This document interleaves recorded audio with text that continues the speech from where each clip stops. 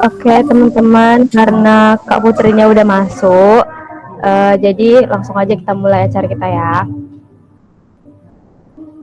Oke, Assalamualaikum warahmatullahi wabarakatuh. Selamat malam teman-teman semua. Waalaikumsalam warahmatullahi Assalamualaikum warahmatullahi wabarakatuh. wabarakatuh. Waalaikumsalam warahmatullahi wabarakatuh.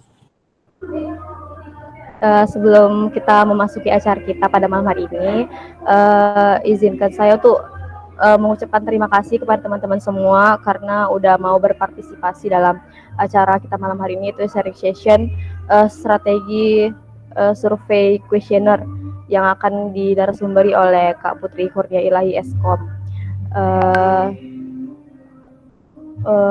Teman-teman semua yang di sini, walaupun kita hanya dari Proke aja yang nimbrung, nggak ada dari yang luar atau dari yang umum untuk di acara kita malam hari ini, semoga nggak menghambat di acara-acara selanjutnya ya teman-teman sekalian. Jadi tanpa mempersingkat waktu, langsung saja kita serahkan sepenuhnya kepada pemateri malam hari ini, yaitu Kak Putri Kurnia Ilahi, untuk segera mengambil alih di acara sharing session ini. Kepada Kak Putri Kurnia Ilahi, dipersilakan. Makasih ya Nop, aku langsung itu aja ya, share screen. Ya Kak, langsung aja share screen.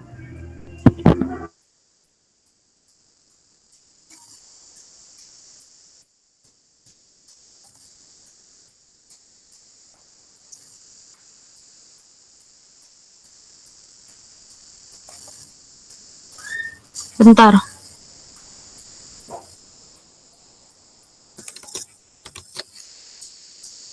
Nampak kan? Nampak Kak? Kelihatan Kak, kelihatan. Nampak. Kan kemarin kalau Afifa kan tentang itu, tentang penelitian kayak mana supaya apa namanya? Konsisten Kak, konsisten. Konsisten. Aku strategi in survey responden, tapi sebelum itu tuh aku mau perkenalkan tentang metode atau approach yang ada di penelitian gitu ha. Yang pertama tuh ada kualitatif. Kualitatif tuh lebih ke kualitas daripada kuantitas. Jadi itu tuh kayak interview, yang di interview tuh kayak expertnya juga, yang informannya tuh udah qualify gitu. Terus aku sebelum ngambil kuantitatif sebetulnya tertarik untuk ngambil kualitatif, cuman waktu itu kayak aku diskusi sama 2 dosen kan. Kata 2 dosen nih kualitatif nih agak riskan, kayak agak tricky. Terus setelah aku baca-baca juga papernya, kualitatif nih di yang aku baca itu tuh dia kebanyakan fokus group discussion gitu ha. Jadi kayak dalam satu grup mereka diskusi, dan yang diskusi itu tuh manajer-manajer dari beberapa perusahaan besar di luar negeri. Dari hasil interview tuh biasanya kebanyakan kualitatif nih bakalan jadi mix method gitu sama SLR. Yang kedua kuantitatif. Kuantitatif tuh kayak yang kita tahu dia tuh kuantitas, lebih ke kuantitas jumlah dari respondennya, bisa didapat dari kuesioner, dataset, sama observasi. Yang ketiga ada systematic literature review. Itu suhunya tuh Afifah tuh, kalau aku nggak berani menjelaskan ini karena nggak pernah baca juga penelitiannya. Yang terakhir tuh ada mix method yang kayak kualitatif sama SLR. Biasanya kebanyakan kualitatif tuh yang aku jumpa tuh jadi mix method gitu sama SLR, atau kuantitatif sama kualitatif kayak gitulah. Masuk ke kendala yang aku hadapi pas tebar kuesioner. Yang pertama tuh dari diri sendiri sih, rasa malas. Kayak banyak yang harus dilawan dari diri sendiri. Salah satunya tuh rasa malas, karena kalau aku kan UKM kan, jadi yang aku rencanakan tuh banyak yang tak terrealisasi. Jadi malas itu mau lanjut untuk sebar kuesionernya. Yang kedua, time management. Kemarin tuh aku tuh kayak kurang time managementnya, siap sempro, leha-leha, harusnya siap sempro tuh aku langsung ke dinas, dan aku tuh cari tahu dulu dinas Kop UKM mana yang bisa ngasih data. Aku kemarin langsung datangi Kop UKM yang Kota Pekanbaru, kayak udah bolak-balik selama 2 bulan, tapi mereka malah endingnya nggak ngasih data gitu. Mereka nyuruh ke Kop UKM provinsi. Jadi banyak buang-buang waktu. Terus setelah udah nggak dapat data, aku struggle sama rasa malas aku. Habis itu kayak di bulan, pokoknya aku tuh sebar kuesioner offline tuh cuma 2 minggu gitu. Nah, jadi time management aku tuh jelek kali waktu itu. Yang ketiga, instansinya. Kayak yang kita tahu lah ya, instansi di Indonesia kalau nggak ada orang dalam pasti dipersulit, pasti. Waktu itu bulan puasa, aku datang ke instansi Kop UKM. Di situ tuh kayak awalnya aku datang bawa surat dari fakultas. Mereka bilang kami nggak nerima surat dari fakultas, kami nerimanya surat dari Kesbangpol. Jadi para mahasiswa ini harus ngurus surat di Kesbangpol dulu, baru kasih ke instansi Kop UKM tuh. Padahal aku tuh udah nanya, Pak bisa kan minta data UKM yang saya butuhkan? Ada aku bilang kayak gitu, bisa, kata dia kayak gitu. Udah aku urus kan yang di Kesbangpol tuh. Datang lagi aku ke Kop UKM, dikasih kontak salah satu pegawai Kop UKM gitu. Udah dikasih kan, si yang ani, pihak yang ani, kayak bukan tempat saya lagi deh, katanya kayak gitu. Dialihkan aku ke yang B. Si B ini bilang pihak datanya nggak mau ngasih data. Pergi aku ke Kop UKM lagi kan, aku temui pihak datanya. Kata orang tuh, kami nggak mau ngasih data, kalau mau dapat data langsung ke Kop UKM provinsi. Kayak udah nggak dapat data, habis itu ya udahlah, terpaksa kata bapak yang B ini, bapak tuh bilang, nggak apa-apa, do cari aja di Google UKM yang ada di Pekanbaru di mana aja, kata bapak tuh kayak gitu. Udahlah, kayak dapat data, cuman dapat tak ada yang didapat dari itu tuh. Itu tuh sebetulnya dari kendala instansi ini nggak aku aja, si Ayu juga kayak gitu soalnya. Malah dia lebih diperibet gitu ha. Yang ketiga tuh, yang keempat tuh aku nggak mapping. Kayak karena aku tuh terpatok kalau aku dapat data UKM di Pekanbaru, aku tuh kayak langsung ke lapangannya gitu. Jadi aku tuh nggak mapping mana aja yang harus aku datangi di setiap kecamatan. Harusnya tuh dari 15 kecamatan Pekanbaru, tiap kecamatannya tuh harus dapat 5 UKM, sedangkan aku tuh cuman di 4 kecamatan yang aku dapat. Itu pun kayak susah kali mau dapatnya. Banyak yang nggak mau ngisi. Yang kelima, respondennya sendiri tuh kayak mereka nggak percaya gitu sama mahasiswa. Jadi mereka tuh kayak, Kak kami nggak boleh ngisi ini, kami nggak bisa ngisi ini, kayak gitulah. Susah kali mau dapat dari UKM-nya tuh. Itu sih kalau kendalaku. Tips supaya lebih mudah ya dari pengalaman aku, kayak yang pertama tuh mapping. Kalau misalnya UKM atau kalian bakalan, aku kuantitatif nih, kalian tuh yang pertama kali tuh mapping, walaupun mau UKM, mau mahasiswa, yang pertama kali tuh kayaknya harus mapping lah. Kayak cari tahu ada berapa, kalau aku kan cari tahu ada berapa kecamatan di Pekanbaru atau di kabupaten kota yang kalian pengen jadi respondennya gitu. Cari tahu kecamatannya, jadi setiap kecamatan tuh mau diambil berapa UKM-nya, atau kalau ngambil respondennya mahasiswa, UIN kan cari tahu dulu ada berapa fakultas, di tiap fakultas tuh mau ngambil berapa mahasiswa, kayak gitu sih. Sebetulnya apa ya, kalau mahasiswa tuh mudah lah gitu Tapi kalau misalnya selain mahasiswa, mending mapping dulu gitu. Kayak kita ketahui wilayahnya, habis itu kecamatannya berapa UKM yang ada di sana yang besar-besar gitu. Kalau kemarin tuh aku nggak mapping karena aku tuh udah terpatok sama aku bakal dapat dari data dari instansi. Jadi kayak leha-leha aja, nggak mapping sama sekali. Itu tuh kayak kesalahan paling besar kayaknya itu tuh lah. Yang kedua tuh time management. Kayak jangan malas itu. Kayak time management aku tuh karena jelek kali jadi kalian tuh lebih bagus gitu ha. Jangan kayak misalnya siap sempro kan. Siap sempro tuh harusnya bisa langsung sebar kuesioner. Cuman kemarin tuh kami tuh terkendala sama kuesioner kami sendiri. Belum direvisi, belum di ACC juga sama pembimbing gitu. Jadi makanya belum bisa sebar kuesioner. Terus kalau di aku harusnya aku tuh siap sempro langsung ngurus-ngurus ke instansi, tapi kalau aku tuh nggak ngurus ke instansi, itu makanya jelek kali time manajemen aku.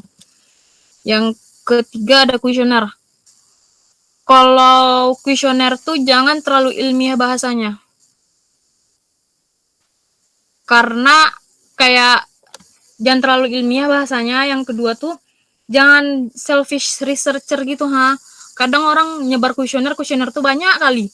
Jadi respondennya tuh malas mengisi, pasti ngisinya di asal-asalan gitu. Tuh makanya kayak kemarin tuh kuesionernya disikitkan. Habis tuh bahasanya tuh jangan terlalu baku, kayak cari bahasa yang mudah dipahami tapi maksudnya tuh sama. Terus kalau jumlah pertanyaannya tuh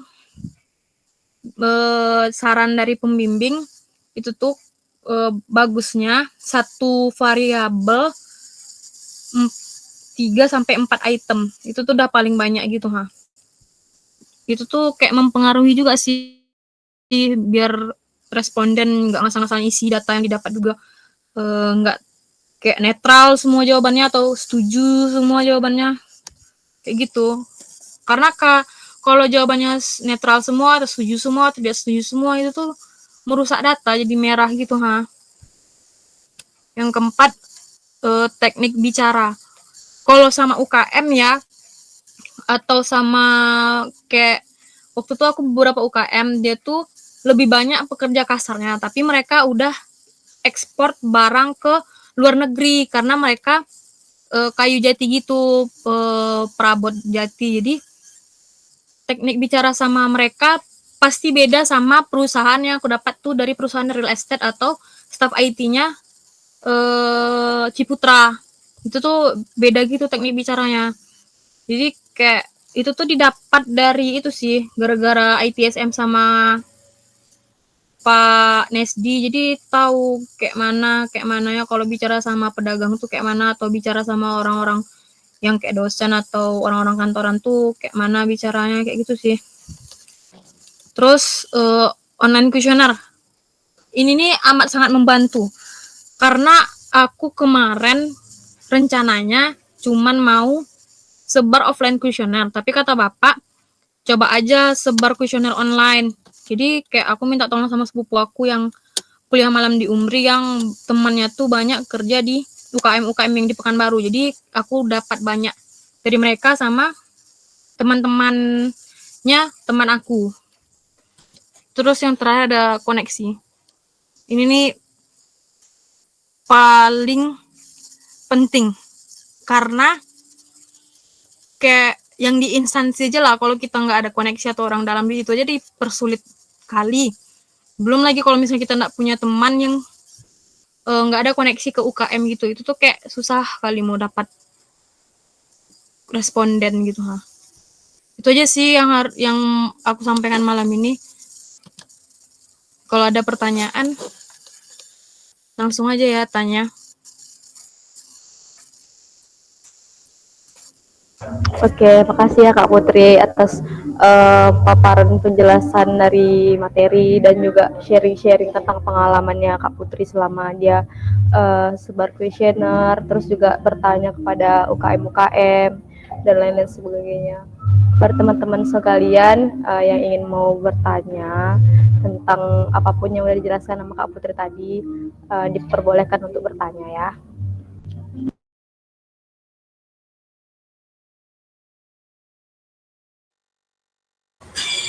Saya mau bertanya Kak. Iya itu langsung Jul. Oke, baik. Assalamualaikum warahmatullahi wabarakatuh. Nah, sebelum saya bertanya, saya mau bercerita dulu, Kak. Saya pernah melihat sebuah kuesioner yang isinya tuh di mana saat pertama kali itu dia nanti ada keterangan jawabannya seperti 1, 2, 3, 4 sampai 10. Yang dimana nanti nomor 1 itu positif, tengahnya netral, dan 10 itu misalnya rendah gitu. Dari atas bagus, paling bawah rendah. Nah, nanti saat jawabannya nanti itu isinya tinggal pencet 1, 2, 3, 4 gitu aja. Tapi nanti tiba sesi paling bawah nanti berubah lagi.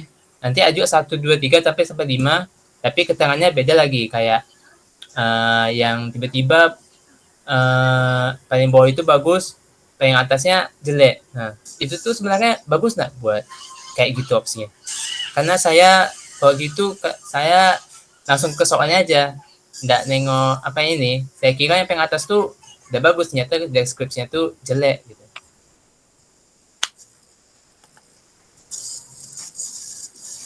Itu kayak mana ya, kalau kuesioner tuh dari yang aku baca ya, penelitian sebelumnya pasti untuk penelitian tuh ngambil satu jenis metode kuesioner gitu. Kayak kalau kami kan pakai Likert scale kan, skala Likert. Kayak kalau skala Likert tuh ada 1-5 sama 1-7. Dari yang 1 tuh sangat tidak setuju, nomor 3 netral, nomor 4 setuju, nomor 5 tuh sangat setuju. Biasanya kalau penelitian tuh pakai yang kayak gitu, skala Likert. Atau kemarin tuh aku udah jumpa back apa gitu, pokoknya ada metode kuesionernya gitu. Jadi kalau nyebar kuesioner pasti kebanyakan kayak semua paper yang aku baca tuh ya satu gitu, gak yang berubah-ubah gitu. Kalau yang Jul dapat itu tuh aku nggak tahu ya paper yang dia baca tuh paper apa, tapi kalau yang dari kami baca atas saran pembimbing kami pasti jenis kuesionernya tuh satu gitu, nggak yang berubah-ubah gitu.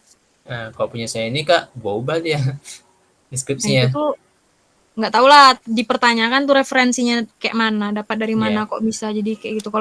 Tapi kalau misalnya pengen tahu betulnya, tanya yang lebih expert lagi gitu. Kalau kami kan cuman baca-baca paper, habis itu kami sitasi gimana cara mereka sebar kuesioner atau jenis kuesionernya apa kayak gitu sih. Karena menurut saya kalau ada kayak itu nanti buat malas respondennya nanti ngisinya. Harus dilihat lagi deskripsinya. Nah, ada lagi nggak metode saat kuesioner ini Kak?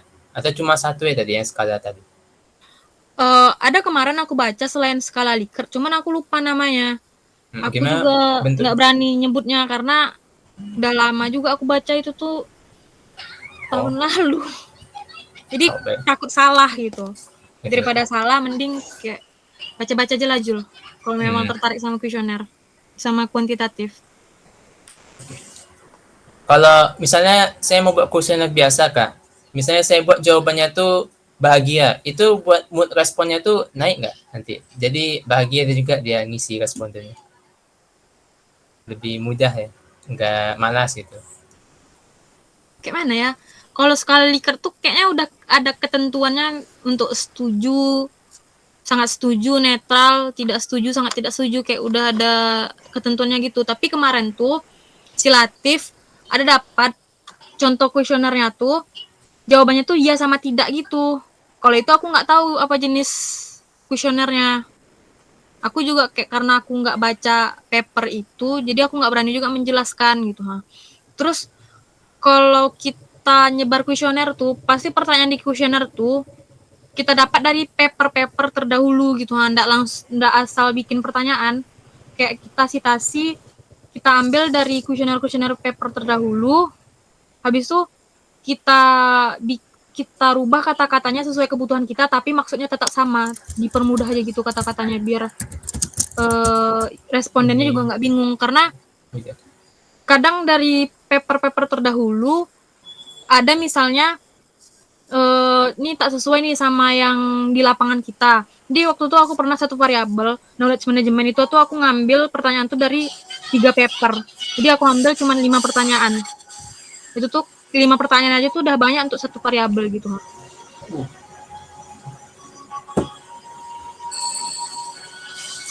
Oke Kak, masih banyak atas jawaban. Terima kasih Jul atas pertanyaannya dan terima kasih Kak Putri atas jawabannya. Kepada teman-teman yang lainnya yang mau bertanya lagi tentang kuesioner ini strateginya gimana, boleh dipertanyakan ya.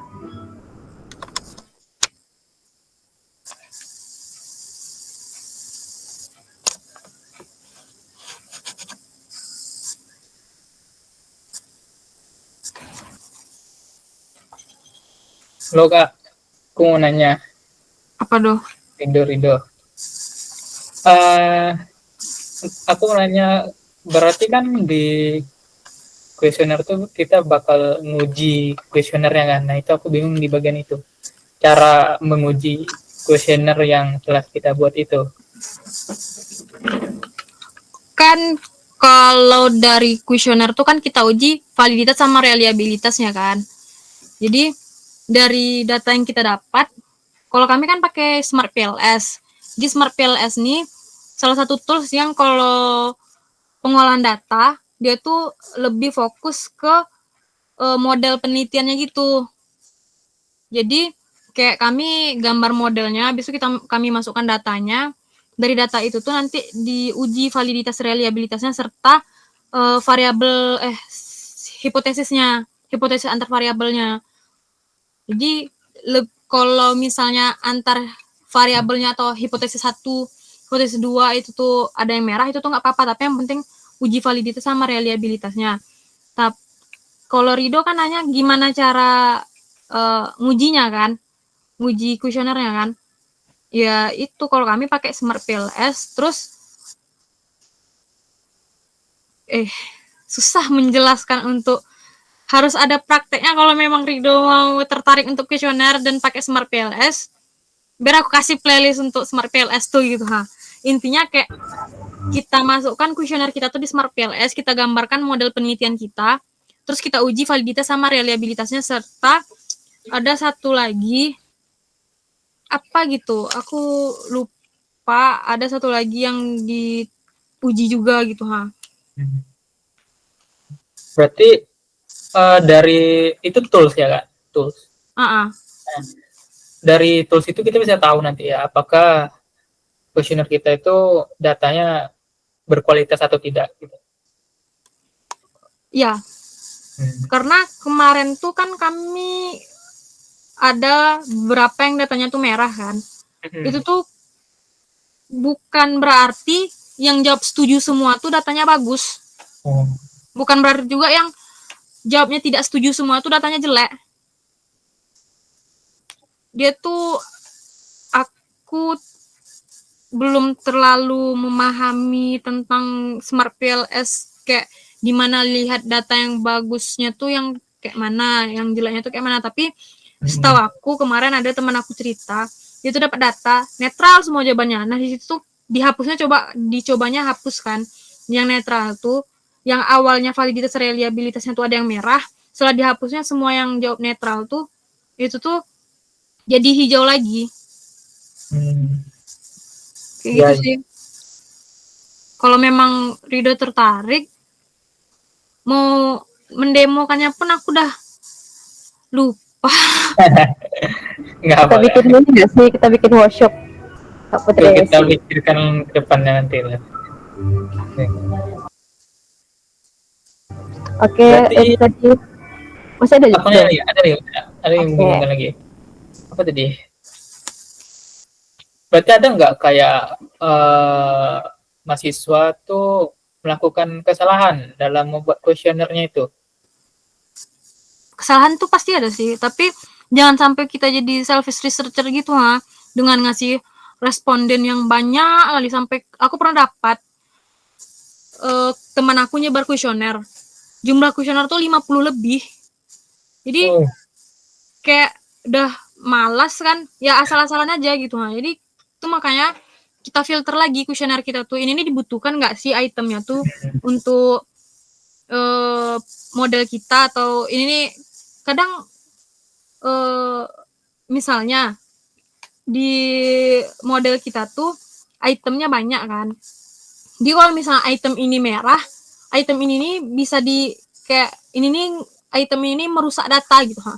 Item ini nih bisa dihapus, tapi aku pernah ngapus satu item. Item lain malah yang jadi merah gitu ha. Karena ada kesalahan datanya gitu, datanya yang jelek.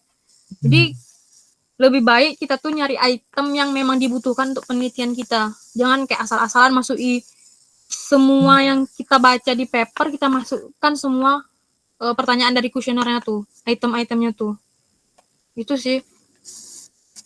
Oke, Tak. Itu aja sih pertanyaan. Makasih. Oke. Pertanyaannya Rido sama jawaban Kak Putri itu kayaknya jelas ya. Kalau semuanya itu sebenarnya butuh butuh dipraktekin gitu ya Kak Put ya. Iya. Karena kemarin tuh untuk ngambil ini nih awalnya aku tuh pengen kualitatif, pakai small business, pemilik bisnis kecil gitu, tapi kata bapak kualitatif tuh tricky kan.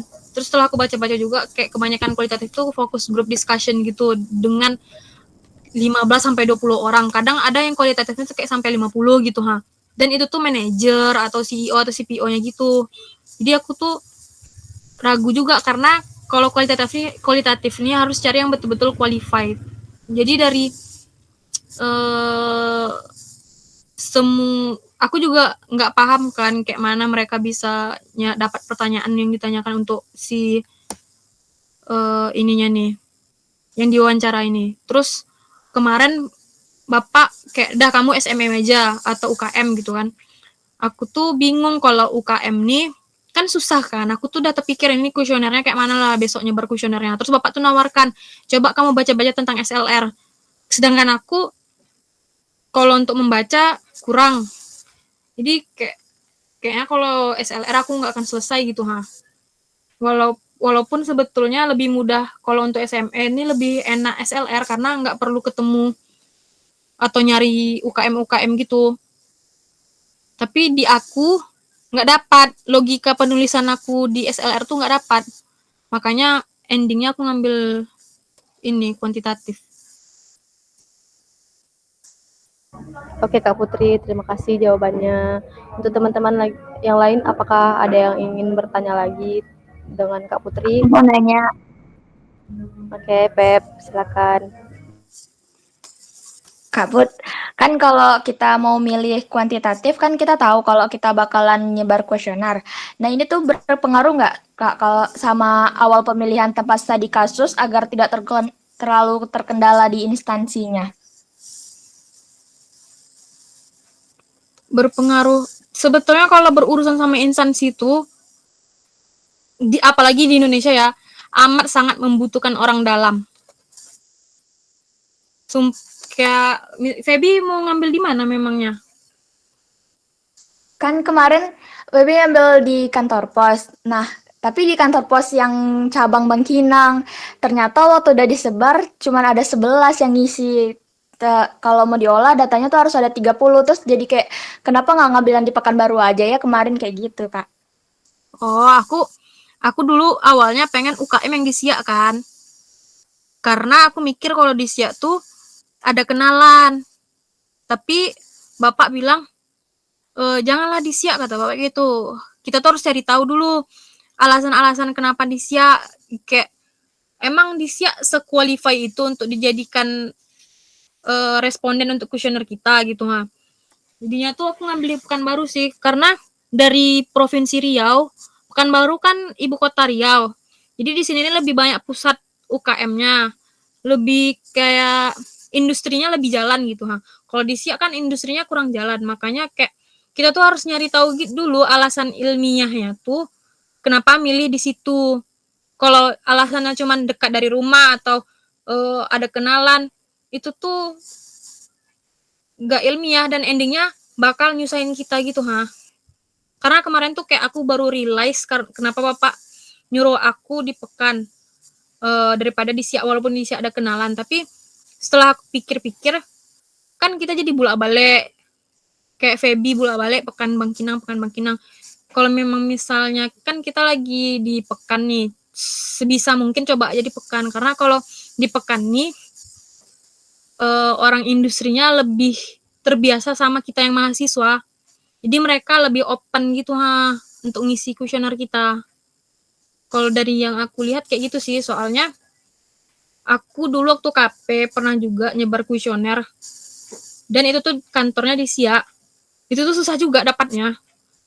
Karena mereka nggak terbiasa untuk itu. Dan mereka juga kadang responden tuh bingung sama kuesioner kita. Makanya kayak lebih enak nyari respondennya tuh orang yang terbiasa dengan mahasiswa atau terbiasa untuk ngisi responden gitu, ngisi kuesioner. Yang lebih di kota atau industrinya lebih jalan, lebih bagus. Itunya juga lebih pesat teknologinya kayak gitu sih. Menurut aku dengan pemilihan wilayah itu untuk kita sebar kuesioner itu tuh berpengaruh sih. Kalau menurut aku ya.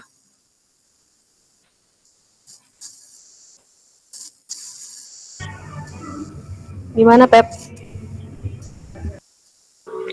Ya, paham. Tapi menurut aku juga iya sih Kak, setuju juga sih sama Kakak. Walaupun kami belum pernah ini kan, apalagi aku pribadi belum ada pernah sebar-sebar kuesioner karena kemarin kebetulan kami nggak pakai itu. Melihat kayak kalau misalnya daerahnya jauh gitu sama kita di Pekanbaru nih rasanya kayak terkendala gitu banyak nggak dari segi apapun, mau itu biaya baliknya kayak gitu. Ya teman aku kemarin pernah, karena dia dari Palembang kan. Jadi dia ngambil datanya di Palembang. Jadi kayak aku nggak tahu ya ada terkendala atau enggaknya. Tapi setelah aku pikir kayak misalnya ada data yang jelek atau ada kendala gitu, pasti bakalan susah. Jadi kalau misalnya kita di domisili saat ini sementara di Pekanbaru, ngambil aja di Pekanbaru daripada harus bolak-balik ke kampung atau kayak mana gitu.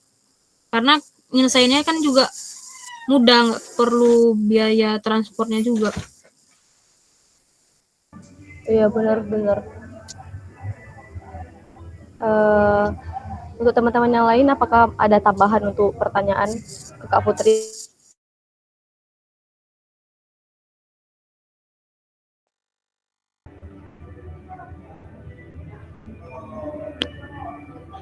Atau enggak gini Kak, Lovira juga mau nanya tentang apa namanya, tentang kuantitatif sama kualitatif tuh. Kenapa orang-orang tuh banyak yang milih kualitatif? Kalau Kakak bilang tadi kan kuantitatif tuh padahal sebenarnya nggak terlalu yang apa namanya, bukan nggak susah sih, lebih ke susah. Cuman kenapa Kakak milih kuantitatif? Padahal orang-orang bilang tuh kualitatif lebih mudah daripada kuantitatif.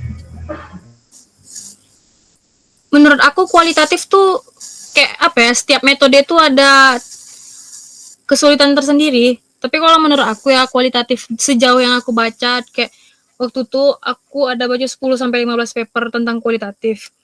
Di situ tuh mereka kebanyakannya mewawancarai yang memang betul-betul qualify untuk diwawancarai, kayak UKM, manajer UKM A, B, C sampai Z gitu.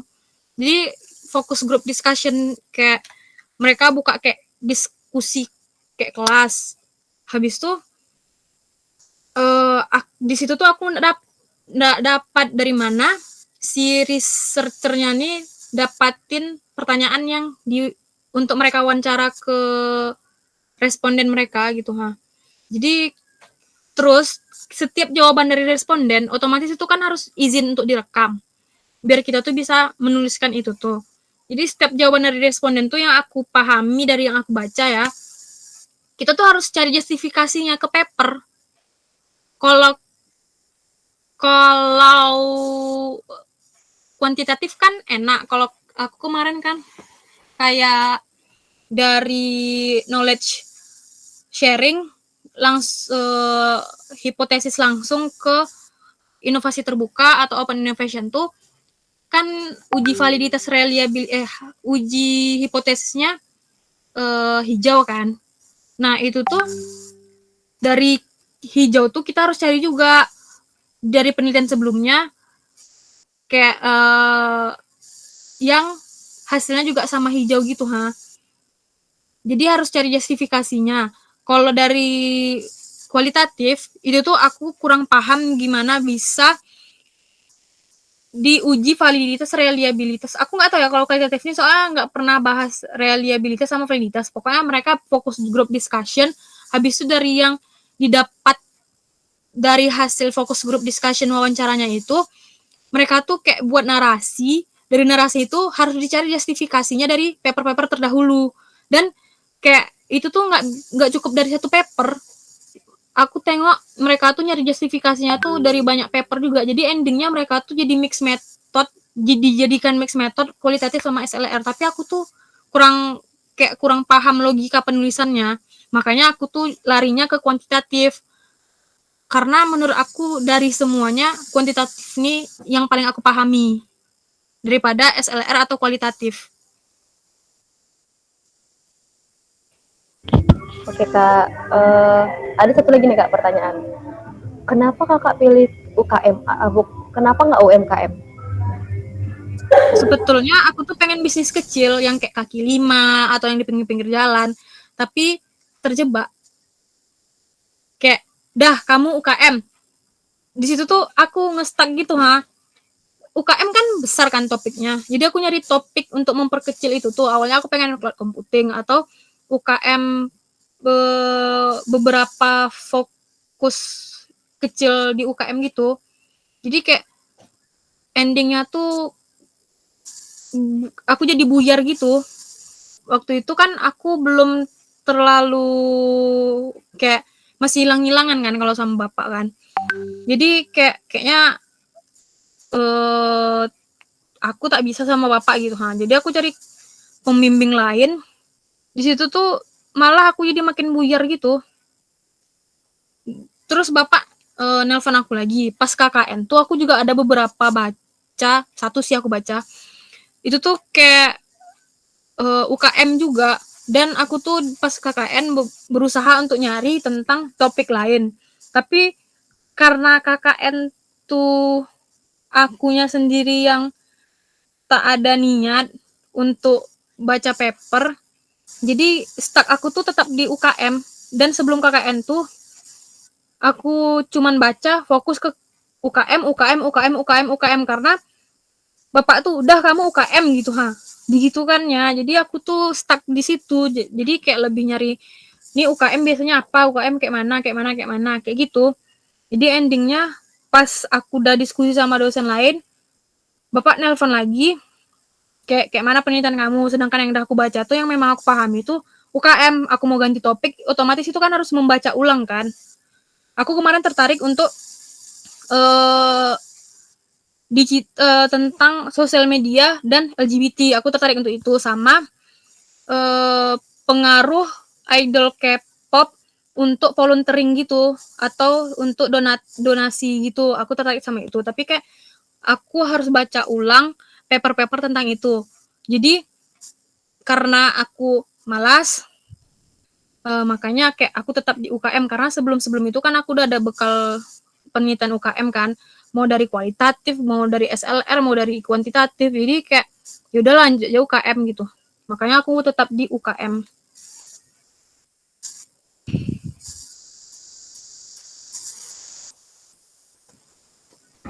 Oke Kak, terima kasih jawabannya. Kayaknya kalau lihat dari pengalaman Kak Putri ini banyak kali pengalaman dan pembelajaran yang harus diambil ya, soalnya banyak kali ilmu-ilmu yang udah dilewati sama Kak Putri ini.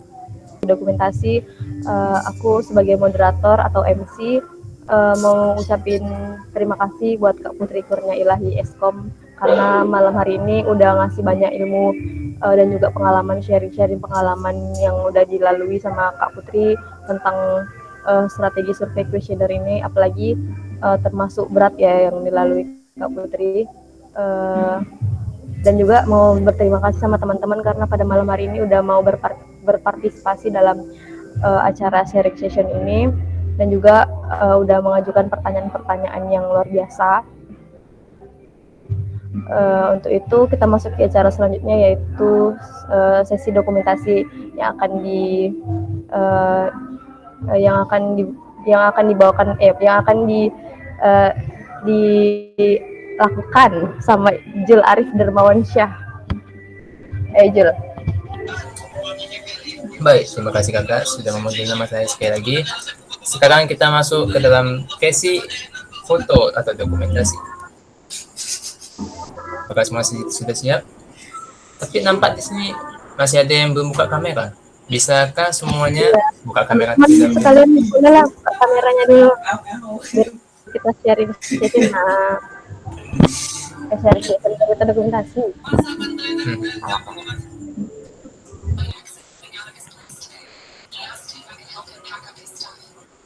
Gak muncul. Atau Bin, kau udah buka kamera? Gak muncul sama aku ya? Atau nah, udah muncul. Tata ada full juga.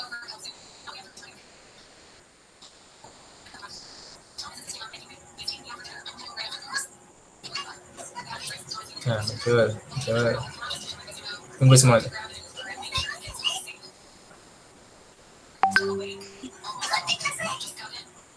Kayaknya kalau nunggu semua, mereka kayaknya lagi ada kendala, lagi ada ini deh, nggak bisa open cam. Gak apa, langsung aja, Jul. Baik. Saya hitung mundur. 3, 2, 1. Cheese. Oke, 1, 2, 3. Nah, ada lagi? Mau sekali lagi? 500 kali lagi? Sekali lagi? Oke, 1, 2, 3. Aku mencetnya. Oke, terima kasih banyak kakak. Lanjut.